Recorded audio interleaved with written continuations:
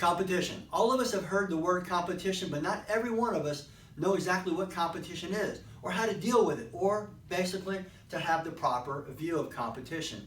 You know, if you're in the service industry or you're in the sales industry, you have to think about this. This is a $79 trillion global industry that we're part of. So you know what? There's plenty of sales to go around for everyone. However, you'd be surprised how many people get focused on their competition incorrectly and end up failing or not going as far as they could in life. And that's what I want to help you with here. I want to help you have a proper view of competition. First of all, what is competition? Well, competition basically is a rivalry between two different parties to accomplish a goal. Think about it. You know, it's a good thing. Imagine if you had the Super Bowl, right? And only one team shows up. How would you feel about that? You know, none of your target market's going to show up, are they?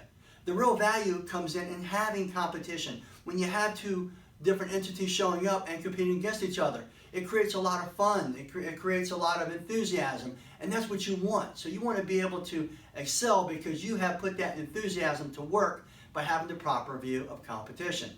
All right, the next thing is it good or is it bad? You know, a lot of people think it's bad because they can't hardly open up a mailer and they see coupons on the internet, or people are talking about these low prices, they're being undercut all the time, so they automatically think it's a bad thing.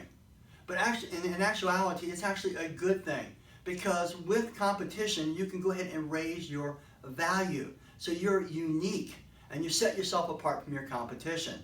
All right, so it can be good and it can be bad, but it really depends on your view of it. And we're going to go further into that. So we're going to talk about now bash versus cooperate. You have two different mindsets that you can have when it comes to your competitors. You can either bash them or you can cooperate with them. Well, which one works better? You'd be surprised with the advent of the internet and social media and stuff like that. There's constant bullying, bashing, and putting other people down. And what does it do? It diminishes their value. However, people who cooperate and don't talk bad about their competition, they actually excel and do better. In my own area here, you're never going to hear me talking bad about my competitors. You're never going to hear me online talking bad about my competitors. I'm just not going to do it. It's just not it just shows that it's a weakness. It's a character flaw. It is a measure of strength when you can actually have a good view and look for the good points in your competitors and learn from it. No matter how bad they are, generally you can learn something from them, even if it's from the criticism that they're giving you. Okay. And also, you'd be surprised by bouncing something off with a competitor, you can actually excel, and they can excel also without giving up trade secrets. So you're both benefiting from it. The way I look at it is in the cleaning industry, hey, there's plenty of dirt to go around for everyone, right? And that's how you have to look at it. So never bash, always try to cooperate. Okay, what about focus?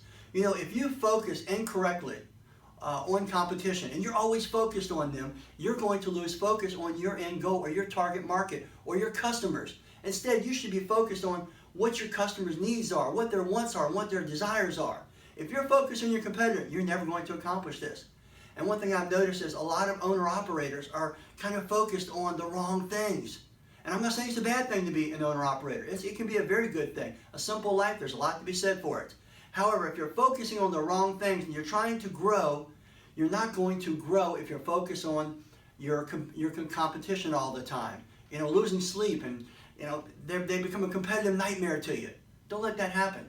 Learn from them, but most of all, focus on what your clients and your target market needs to be able to make yourself unique to them. Because really, everybody has something unique to offer. No matter who you are or what company you work for or what sports team you play on, we all have something unique to offer. Think about this. There's hundreds of doctors in my area right here, right? And they're all somewhat equal. They're all good. But why do we pick one doctor over another? Because we like that doctor. We like his unique characteristics, his unique traits, or hers. Those are the things that set us apart, because they focused on what we need and what we want. And that's what you want to do. So keep your focus nice and clear. Don't focus incorrectly. Next, you can actually learn from your competitors. You know, when I was making a DVD for the industry that I'm in, my competitors were always saying, well, he can't do this and he can't do that. Well, I learned from them. All the things they said that I couldn't do, or I wasn't doing it correctly, or I was doing it incorrectly, I went and made sure that it was all 100% correct. I made that DVD bulletproof. So nobody can say anything. You'd be surprised how many people have said it's really made a huge difference in their business and their life and their outlook on their competitors. Next, you can use it as a motivator. Use competition as a motivator. You know, when people are being critical or saying things about me, I'm using it as a motivator. I'm going forward to, when I see how they're excelling, I want to excel. So I'm going to go out there and excel. What it does is it removes complacency. If you didn't have anybody to compete with, they weren't copying you or they weren't trying to innovate like you are, what's going to happen? You're going to become complacent. And all these small companies with their little niches, they're going to overtake you. Well, that's not going to happen. I'm going to stay motivated. I love my competition. I'm glad it's out there. There's plenty of dirt to go around for everyone. Okay, well now, how do you handle criticism? That's really tough, especially now in the internet age with the advent of social media. People just can't really handle criticism. It's really tough. Or you hear somebody comes back and says something, well, that guy, he can't run a business. Oh, he don't know what he's doing. You know, that's kind of tough to swallow sometimes. So what you want to do is you want to react properly.